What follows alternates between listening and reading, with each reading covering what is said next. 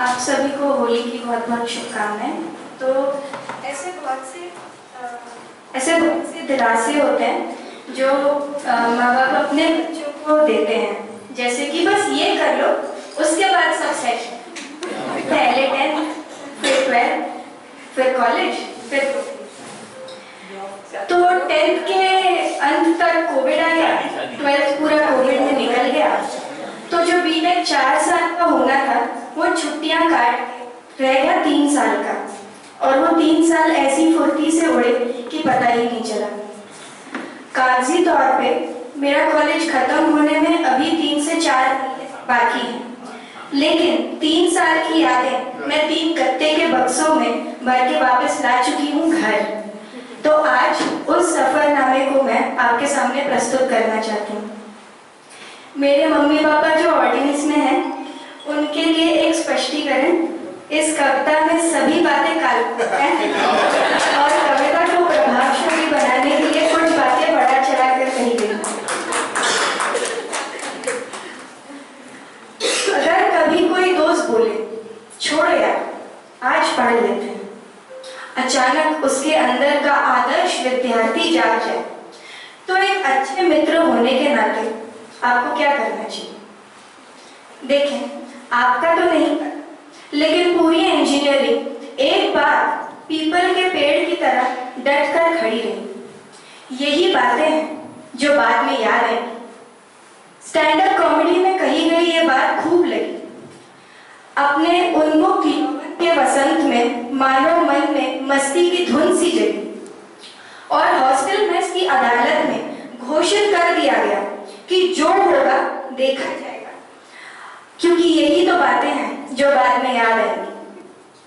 Exam के एक शाम पहले भी चटोरापन बेकाबू, उसको देनी पड़ती है एक घूस, 2 प्लेट पानी पूरी का जादू।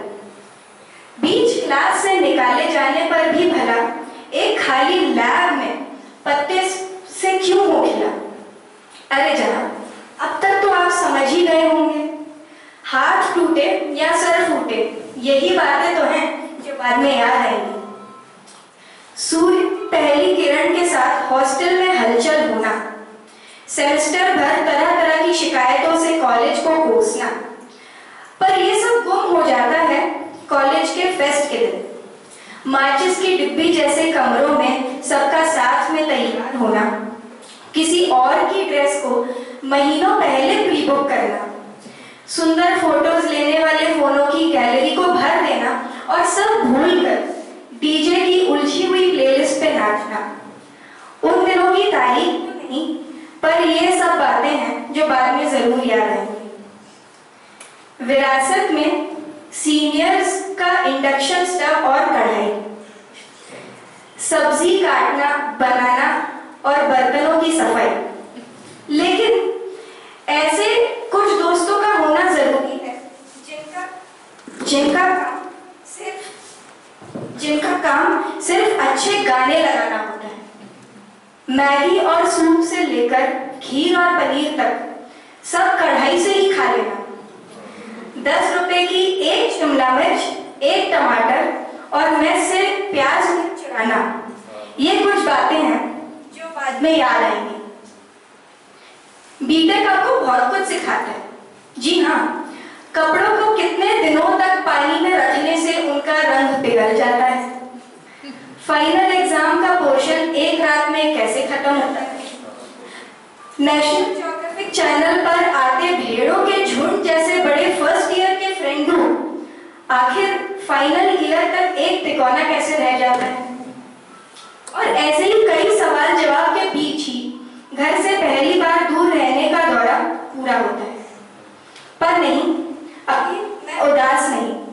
डिग्री मिलने में अभी कुछ महीने शेष हैं, और शायद बस कुछ दिनों के लिए वापस हमारी मंडली बैठेगी। दोस्ती के प्याले में शरारत का जाम फिर बनेगा।